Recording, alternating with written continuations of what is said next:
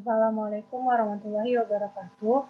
Kami dari kelompok 2 akan menjelaskan cara membaca laporan keuangan. Yang beranggotakan saya sendiri Widyanita Putri, yang kedua Putri Monalisa, yang ketiga Salsabila Putri Arista, empat Aisyah, lima Anissa Mesko, dan yang terakhir Anissa Zahra. Yang pertama, laporan keuangan. Laporan keuangan adalah catatan informasi keuangan suatu perusahaan pada suatu periode akuntansi yang dapat digunakan untuk menggambarkan kinerja perusahaan tersebut. Terdapat 3 jenis laporan keuangan yang akan kami jelaskan. Yang pertama, laporan posisi keuangan, yang kedua, laporan laba rugi, dan yang ketiga, laporan arus kas. Yang pertama, laporan posisi keuangan adalah laporan yang berisikan gambaran keuangan perusahaan yang di dalamnya menyediakan kondisi aset, liabilitas, dan juga ekuitas perusahaan dalam waktu tertentu. Elemen laporan posisi keuangan yang pertama, yaitu aset, adalah sesuatu yang berharga yang dimiliki oleh perusahaan. Aset terbagi menjadi dua, yaitu yang pertama aset lancar adalah aset yang dimiliki oleh perusahaan yang mudah dicairkan dalam bentuk uang dalam jangka waktu tidak lebih dari 1 tahun, yaitu terdiri dari kas, investasi jangka pendek, piutang dagang, persediaan barang dagang, dan beban dibayar di muka. Jenis aset yang kedua yaitu aset tidak lancar, adalah aset atau kekayaan perusahaan yang tidak dapat dilihat atau diukur secara jelas, yaitu terdiri dari yang pertama investasi jangka panjang, yang kedua aset tetap, yang ketiga aset tidak berwujud, dan yang terakhir aset lainnya. Elemen laporan posisi keuangan yang kedua yaitu liabilitas, adalah sesuatu yang menjadi tanggungan yang harus diselesaikan oleh pihak perusahaan dalam jangka waktu pendek ataupun panjang. Liabilitas terbagi menjadi dua, yaitu yang pertama liabilitas jangka pendek adalah jenis utang yang harus dibayar sesegera mungkin, dalam hal ini paling lama 1 tahun pembukuan. Itu terdiri dari utang dagang, utang wesel, utang bunga, pendapatan sewa diterima di muka, utang beban, dan bagian utang jangka panjang yang jatuh tempo. Liabilitas yang kedua yaitu liabilitas jangka panjang, adalah jenis utang yang memiliki jangka waktu jatuh tempo lebih dari 1 tahun atau satu siklus normal operasi perusahaan. Terdiri dari utang bank, utang obligasi, dan utang hipotek. Elemen laporan posisi keuangan yang terakhir yaitu ekuitas, adalah hak pemilik atas aset sebuah perusahaan setelah dikurangi dengan jumlah kewajiban. Ekuitas terbagi menjadi dua, yaitu yang pertama modal saham, adalah investasi awal perusahaan yang digunakan untuk membangun dan menjalankan perusahaan. Dan yang kedua, laba ditahan, adalah jumlah laba bersih yang tersisa dalam perusahaan setelah membayar dividen kepada pemegang saham. Sekian penjelasan dari saya. Selanjutnya akan dilanjutkan oleh rekan saya. Baik, saya Putri Monalisa, NIM 1804351 akan melanjutkan materi tentang laporan posisi keuangan. Pada sebuah laporan posisi keuangan di mana nilai dari aset akan seimbang dengan nilai liabilitas ditambah dengan ekuitas. Dengan persamaan yaitu aset sama dengan liabilitas ataupun kewajiban ditambah dengan ekuitas ataupun modal. Pada bisnis-bisnis besar seperti bank ataupun bisnis besar lainnya, biasanya mereka menyiapkan laporan posisi keuangan setiap hari. Sedangkan pada bisnis-bisnis kecil seperti toko-toko kecil, biasanya mereka menyiapkan laporan posisi keuangan 1 kali dalam 3 bulan. Selanjutnya, rasio lancar. Persamaan rasio lancar yaitu rasio lancar sama dengan aset lancar dibagi dengan kewajiban lancar. Rasio lancar yaitu untuk mengukur likuiditas, seberapa mudah aset saat ini dapat dikonversi menjadi uang tunai untuk menutupi kewajiban jangka pendek. Semakin tinggi rasionya, maka semakin liquid aset-aset tersebut. Selanjutnya, rasio cepat. Dengan persamaan, rasio cepat sama dengan kas atau setara kas ditambah dengan surat berharga ditambah dengan piutang usaha dibagi dengan kewajiban lancar. Rasio cepat ini seperti dengan rasio lancar untuk mengukur seberapa baik bisnis dapat melunasi utangnya. Namun, pada rasio cepat ini hanya melihat aset yang sangat liquid, seperti uang tunai ataupun aset yang dapat dengan mudah dikonversi menjadi uang tunai, yaitu uang yang bisa didapatkan dengan cepat, seperti kas. Yang terakhir yaitu rasio utang terhadap ekuitas. Rasio hutang terhadap ekuitas sama dengan total hutang dibagi dengan ekuitas pemegang saham. Rasio hutang terhadap ekuitas ini untuk dapat memberitahu seberapa besar bisnis bergantung pada ekuitas versus uang pinjaman. Baiklah, selanjutnya saya akan mempresentasikan mengenai laporan laba rugi dengan komprehensif lainnya. Nah, di sini terlihat laporan laba rugi dengan komprehensif lainnya ini dapat kita bahas mengenai yang pertama definisi. Dari definisi laporan laba rugi dengan komprehensifnya lainnya ini, yaitu salah satu laporan keuangan yang di dalamnya menyajikan ukuran mengenai keberhasilan kinerja dari suatu perusahaan yang dibuat dalam satu periode akuntansi. Nah, dalam laporan laba rugi dengan komprehensif lainnya ini, di sana akan terdapat gambaran mengenai apakah perusahaan tersebut mengalami keuntungan atau kerugian. Nah, untuk laporan laba rugi dengan komprehensif lainnya ini dibuat setiap akhir periode akuntansi, yang biasanya akhir periode akuntansi itu yaitu 31 Desember.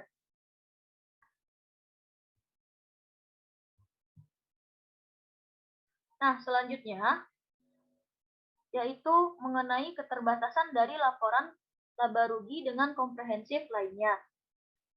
Di dalam suatu laporan tidak hanya mengandung manfaat saja, tetapi juga terdapat beberapa keterbatasan-keterbatasan atau kekurangan-kekurangan dari laporan tersebut.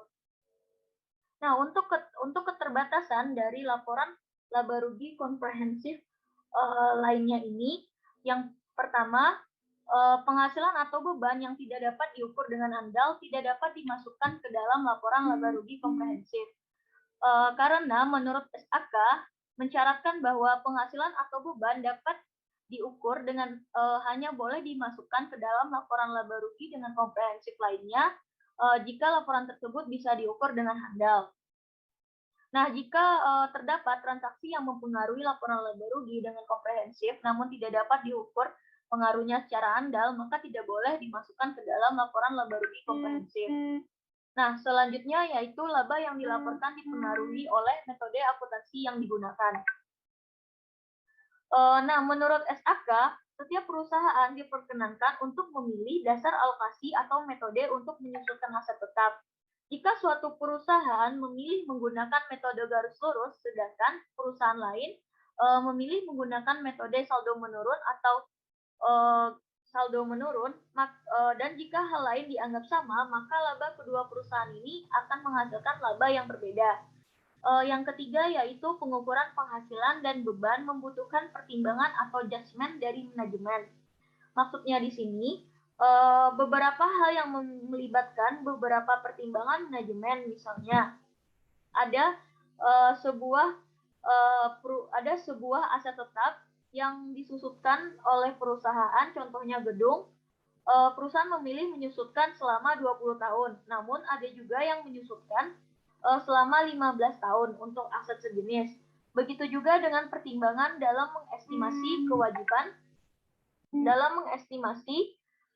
kewajiban atas klaim garasi dan penghapusan piutang tak tertagih. Ada yang melakukan dengan optimistis sehingga menyebabkan beban yang lebih rendah dan laba yang lebih tinggi.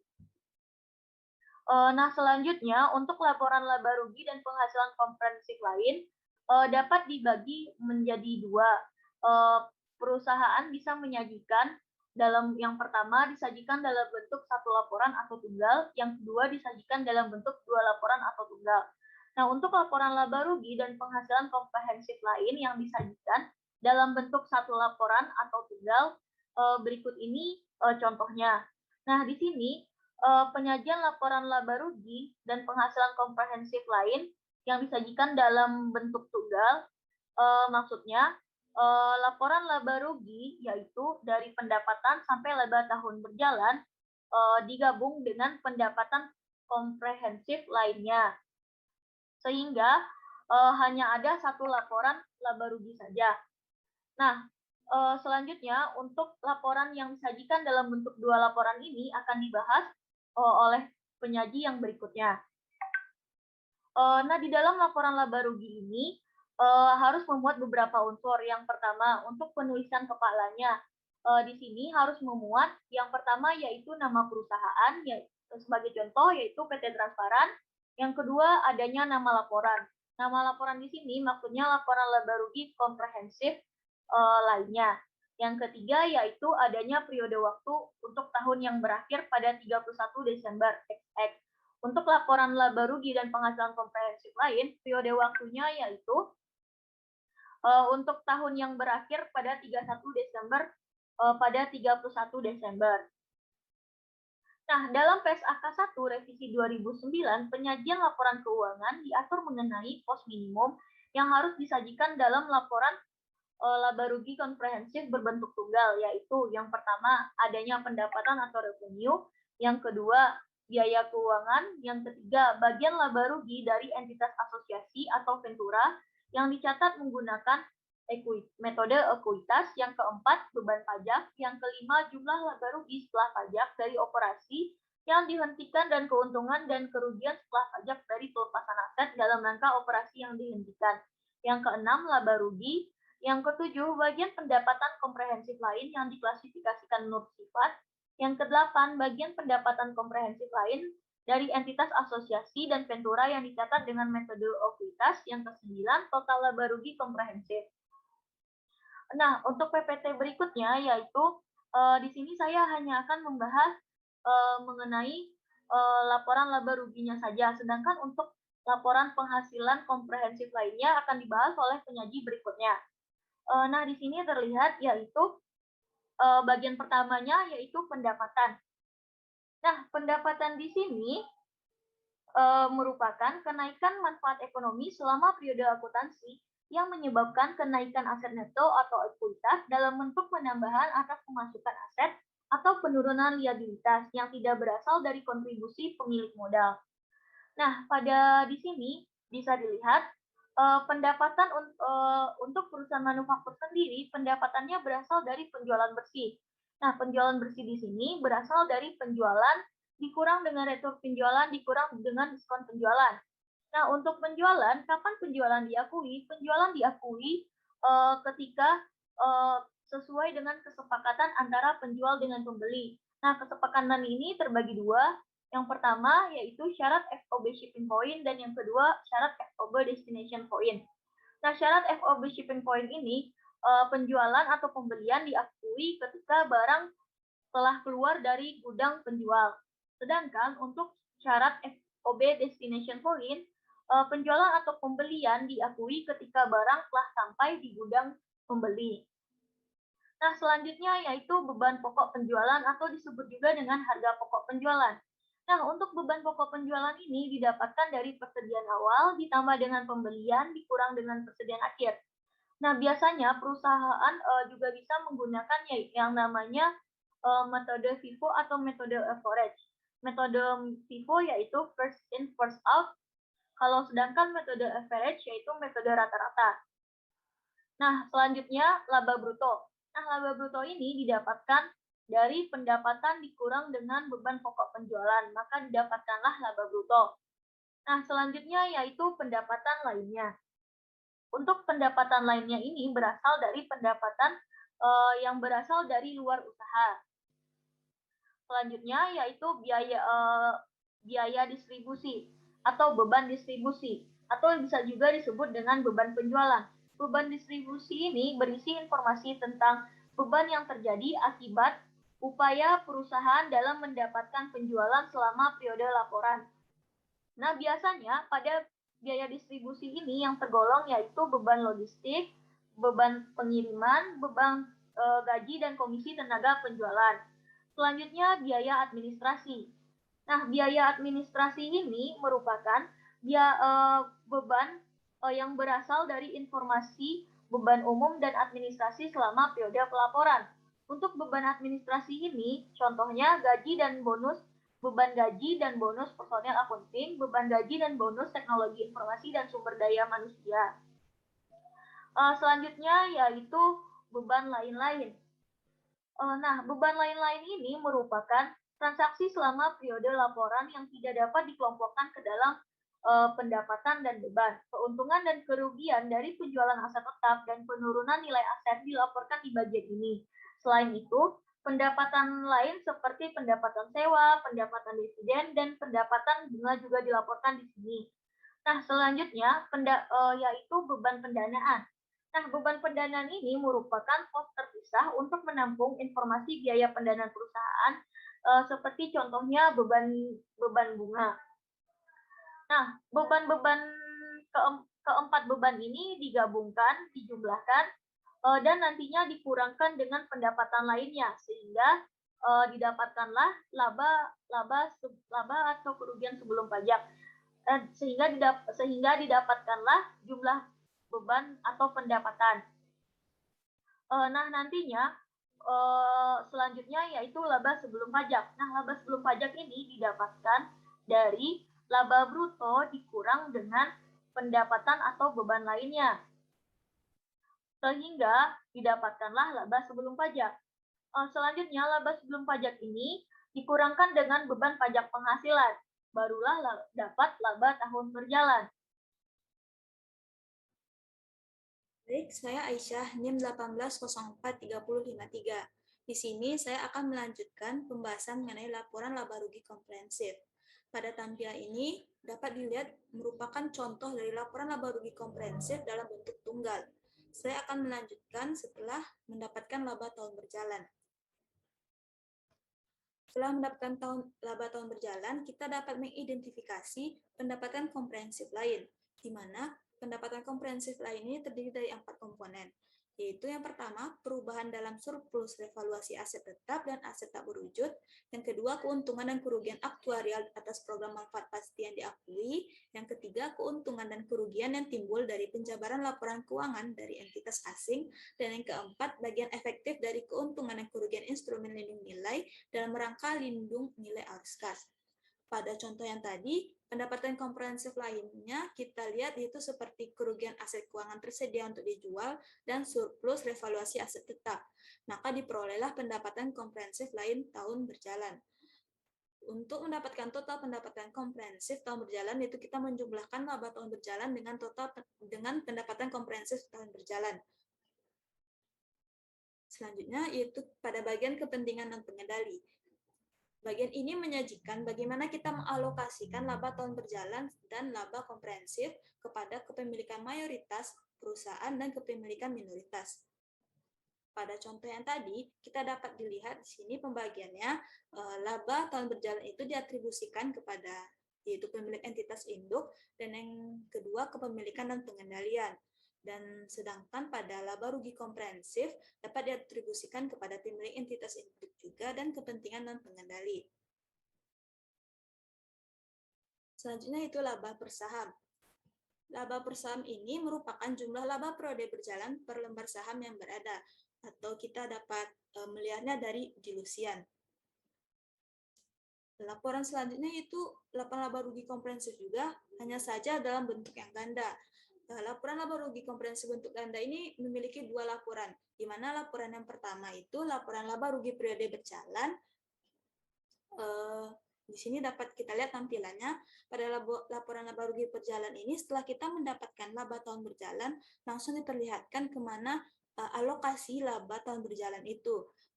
Itu kita dapat melihat kepada pemilik entitas berapa besar dan kepada kepentingan dan pengendali berapa besarnya. Laporan selanjutnya yaitu laporan laba rugi komprehensif periode berjalan, di mana pada bagian ini nih kita akan melihat komponen yang tidak dijelaskan pada laporan laba rugi sebelumnya. Pada laporan laba rugi komprehensif ini kita dapatkan dari laba tahun berjalan ditambah dengan pendapatan komprehensif lain setelah pajak, sehingga diperoleh total pendapatan komprehensif tahun berjalan. Lalu di bawahnya diperlihatkan atau dijelaskan bagaimana alokasi dari total pendapatan komprehensif tahun berjalan. Dan yang terakhir itu diperlihatkan itu laba per saham perusahaan. Di sini kita dapat melihat manfaat dari laporan laba rugi. Laporan laba rugi ini bermanfaat untuk mengevaluasi kinerja perusahaan masa lalu, seperti apa masalah-masalah yang terjadi di masa lalu dan bagaimana perbaikan-perbaikan yang akan kita ambil ke depannya. Dan yang kedua itu sebagai basis untuk memprediksi kinerja perusahaan di masa datang. Jadi setelah kita mengetahui bagaimana sih keadaan di masa lalu, kita dapat mengambil alternatif atau cara-cara seperti meningkatkan pendapatan ataupun mengurangkan biaya-biaya perusahaan untuk meningkatkan keuntungan dari perusahaan itu sendiri. Dan yang ketiga itu kita dapat menilai risiko untuk mencapai arus kas masa akan datang. Dari pengalaman-pengalaman sebelumnya, jadi kita dapat antisipasi risiko apakah kita masih perlu mengambil tindakan yang sama atau kita menghilangkan ataupun memperbaiki tindakan itu. Sedangkan berikutnya itu kegunaan dari laporan laba rugi komprehensif. Kita melihat dari pengguna laporan keuangan yaitu investor, kreditor, dan manajemen. Dari segi investor, laporan keuangan ini berfungsi sebagai dasar untuk memprediksi harga saham atau dividen perusahaan di masa akan datang. Jadi, bagi investor, laporan laba rugi komprehensif ini dia dapat melihat apakah dia perlu menginvestasikan dana sahamnya pada perusahaan itu atau menarik sahamnya dengan menilai bagaimana sih kondisi perusahaan itu dari laporan laba rugi. Sedangkan pada kreditor, dengan melihat laporan laba rugi ini, dia dapat memahami bagaimana kemampuan perusahaan dan menghasilkan arus kas masa akan datang, sehingga perusahaan itu mampu membayar beban dan pinjaman jika dia memperoleh kredit dari kreditor. Dan yang terakhir bagi manajemen, laporan laba rugi komprehensif ini sebagai penilai atas keberhasilan pencapaian manajemen dalam mencapai target laba. Baik, sekian penjelasan dari saya. Materi selanjutnya akan dijelaskan oleh teman saya. Laporan arus kas. Laporan arus kas adalah laporan keuangan yang memberitahu berapa banyak kas yang dimiliki perusahaan untuk periode tertentu. Laporan ini digunakan bersama dengan laporan laba rugi dan laporan posisi keuangan untuk memberikan gambaran keuangan lengkap tentang bisnis. Selanjutnya, dalam membuat laporan arus kas, terdapat 3 aktivitas yang perlu diperhatikan. Yang pertama, kas dari aktivitas operasi. Kas dari aktivitas operasi, aktivitas operasional merupakan kegiatan yang umum dilakukan oleh perusahaan tersebut. Contohnya pembayaran sewa iklan, penjualan, dan lain-lain. Yang kedua ada kas dari aktivitas investasi. Arus kas dari aktivitas investasi merupakan arus kas yang masuk dan keluar terkait kegiatan investasi perusahaan. Kunci yang perlu diingat adalah bahwa perubahan aset jangka panjang di laporan posisi keuangan dilaporkan dalam laporan arus kas aktivitas investasi. Contohnya pembelian aset tetap dan lain-lain. Yang ketiga ada kas dari aktivitas pendanaan. Biasanya, arus kas dari kegiatan pendanaan ini berasal dari transaksi yang mempengaruhi utang dan ekuitas perusahaan, contohnya wesel, hipotek, saham, dan lain-lain. Untuk menyiapkan laporan arus kas, ada 2 cara. Yang pertama adalah metode langsung dan metode tidak langsung. Metode langsung hanya menambahkan semua arus kas masuk dan arus kas keluar. Untuk metode tidak langsung bekerja mundur dari laporan laba rugi dan laporan posisi keuangan untuk menyiratkan arus kas bersih perusahaan. Metode langsung lebih sederhana, tetapi jika bisnis sudah menggunakan laporan laba rugi dan laporan posisi keuangan, sebaiknya menggunakan metode tidak langsung. Assalamualaikum warahmatullahi wabarakatuh. Perkenalkan, saya Nisa Zara, NIM 18043055. Saya akan menjelaskan mengenai fungsi dari laporan arus kas dan bagaimana contoh dari laporan arus kas itu sendiri. Seperti yang kita ketahui, dalam laporan keuangan ternyata arus kas memiliki peran yang sangat penting. Adapun beberapa fungsi dari laporan arus kas, yang pertama menunjukkan kemana aliran kas masuk dan kemana aliran kas keluar. Dengan begitu, kita dapat mengetahui saldo kas yang sebenarnya pada suatu perusahaan. Yang kedua, sebagai dasar penilaian aktivitas operasional pada periode tertentu. Maksudnya adalah dengan kita dapat menilai aktivitas operasional pada periode tertentu, kita bisa membaca aktivitas kas yang ada pada perusahaan. Sehingga kita akan bisa merencanakan investasi dan pendanaan di masa yang akan mendatang.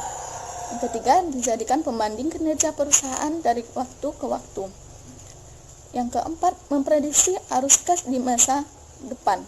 Yang kelima, digunakan untuk menghitung rasio arus kas.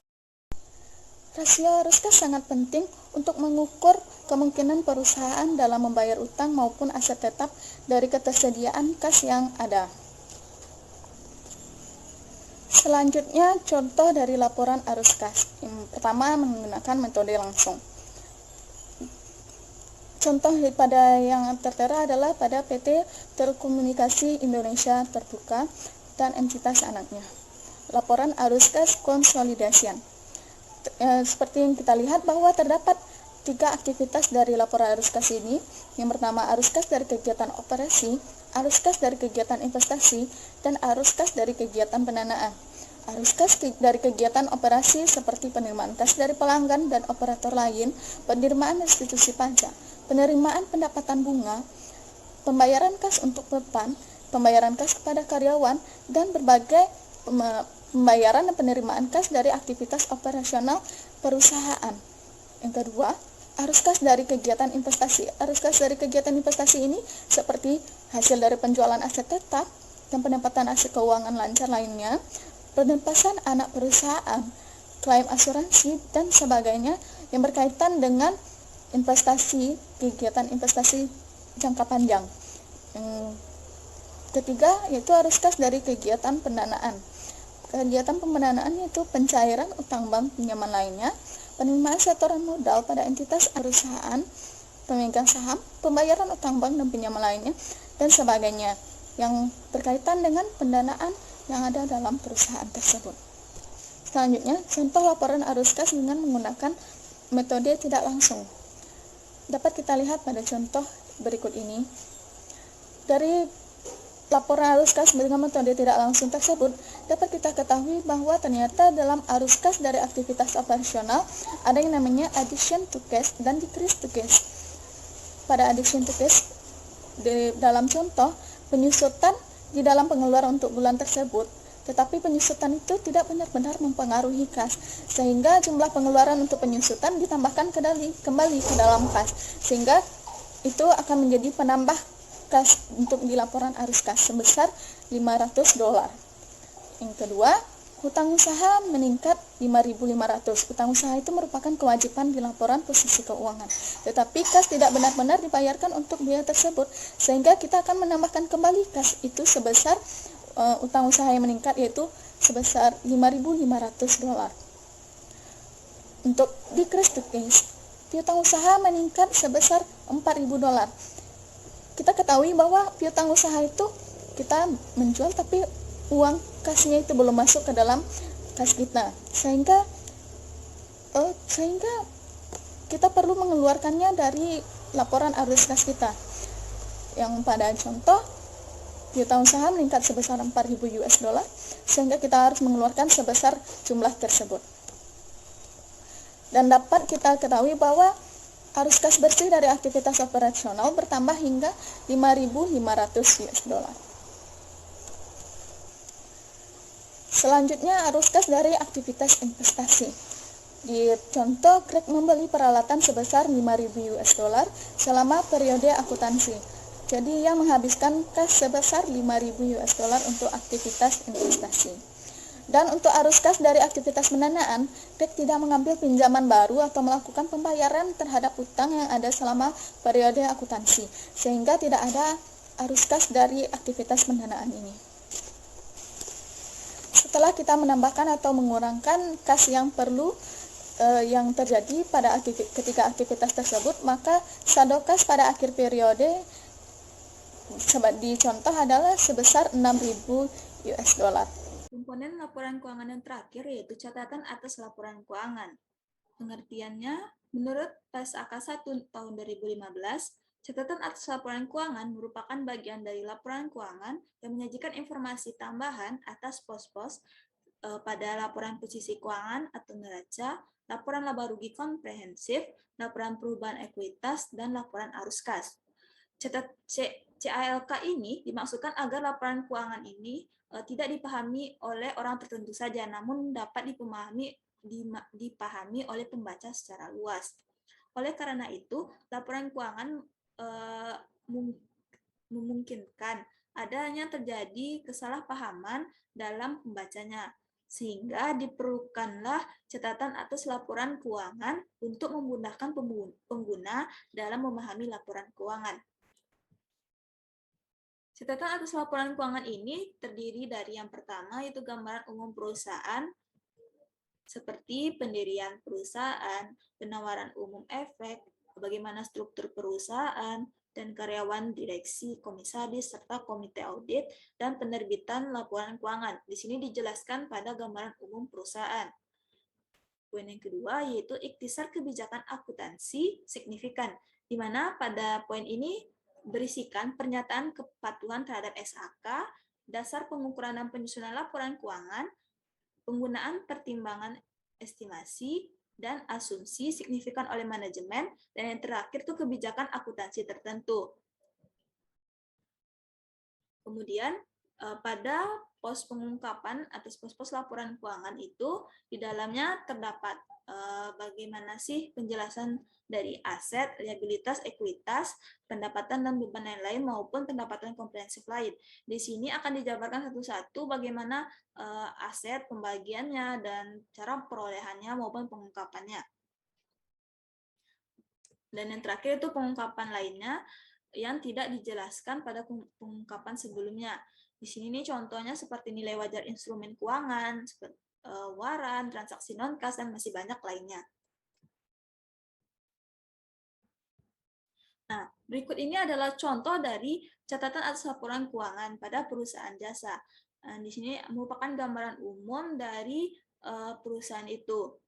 Baik, hanya sekian dari kami. Kami mohon maaf apabila ada kesalahan. Wabillahi taufiq wal hidayah. Wassalamualaikum warahmatullahi wabarakatuh.